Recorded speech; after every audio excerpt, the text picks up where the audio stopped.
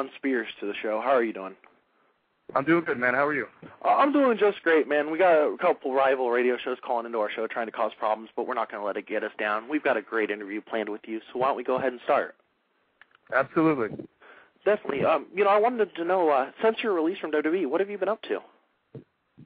Well, actually, I broke my hand the week that I was released from WWE, so I had to take some time to let that heal. But now that that's on its last legs of the healing process, I'm ready to get back in the game here and just start training a little harder and pick up where I left off. Definitely. What was it like being trained by current TNA star Eric Young? Phenomenal. I mean, in my opinion, he's one of the most underrated wrestlers right now, probably in the world. He helped me out greatly in the early stages of my career. Actually, he gave me a place to stay, and he really helped dig in the psychology of pro wrestling. So he was a huge part of my career. Definitely. Juicin, Jobber, go ahead. Hey, Tom. This is Jobber. This is Juicin, Jobber. Great to be on it. I was wondering, I'm 2002 to work for Scott D'Amore. Scott D'Amore?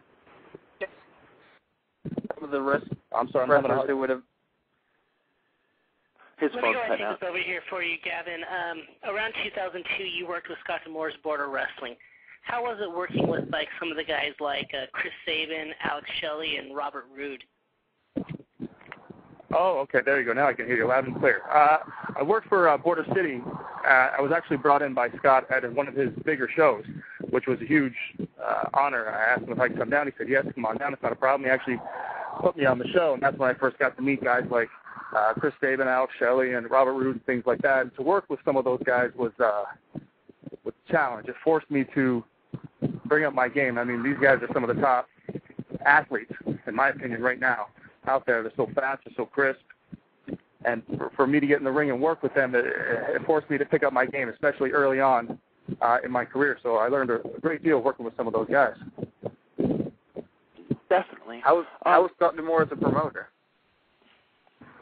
Scott was pro across the board with me. I never had any problems whatsoever. I mean, I would always call. He'd say, yep, come on in. He was straight up front with me. He's like, if I had a spot, great. If I don't, sorry. But, I mean, I've had nothing but good experiences with Scott D'Amore. He's been nothing but good to me. Definitely.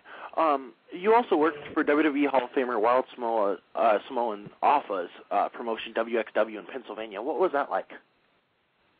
Alpha's great. I mean, if you've ever met the guy, or I've had the pleasure of meeting him, you know right off the bat that he's a fantastic individual. And actually, a lot of people that work for him refer to him as Pops. So he's kind of like a father to a lot of the guys in the locker room. They look up to him, they respect him. And he actually invited me down, and I worked for him a little bit, and it was a great experience. He took care of me, set me up with rooming and housing, everything like that, and treated me just like I was one of his own, which is very rare nowadays, in my opinion. So yeah, it was a great experience. Really is. So awesome. But he actually has a little something running in Florida as well, and I've spoken with him about possibly doing some work from there, and he's like, it would be great to have. He's a very respectful man, a very, you can't help but admire the man. So it was a pleasure. It was a pleasure to work for him, and I look forward to working with him in the future. Awesome. What are your memories of defeating Simon Dean in your OVW debut? I'll never forget that, only because it was quite a time for me. I hadn't been down in OVW that long at all, and I had the pleasure of getting in there with Simon. And he had a long history in OVW. He was one of the top stars there for a couple of years, and so it was quite a moment for me, and it was kind of getting my feet wet in OVW for the first time, and it was a great memory. I'll never forget that. So when you're down in OVW, how was it working with Al Snow? Al Snow is probably I'm going to say he's the best trainer I've ever trained under. I mean, there may be a lot of mixed reactions or whatever you've heard over time or whatnot, but I learned so much from that man that, I mean, he greatly influenced my career in terms of taking my time, psychology, working smarter, just everything from the top to the bottom in the world of professional wrestling, he tried to instill in all of his students there. And, I mean, I got nothing but the utmost respect for Al Snow. I mean, if anybody's out there listening right now that's looking to get into professional wrestling and he's doing a seminar or he's got his own school or he's doing his own training, I strongly, strongly suggest you get in there and ask questions. They'll answer any question that you'll have. That's what makes him such a great trainer.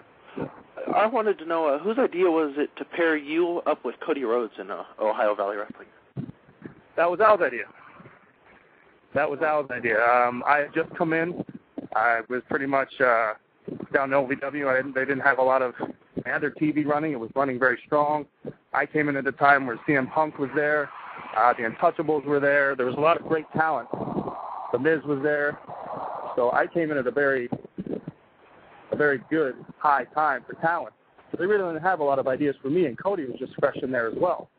So they saw two baby faces. They kind of put them together, and it kind of kicked off what turned out to be a great idea. Definitely. While you were teaming with Cody, you actually had a feud with the Untouchables, a.k.a. Juicin Domino. What was that feud like? What were your memories of it? That was probably a 5-month-long angle that they were running there. And it was, for me, the best angle that I have been a part of.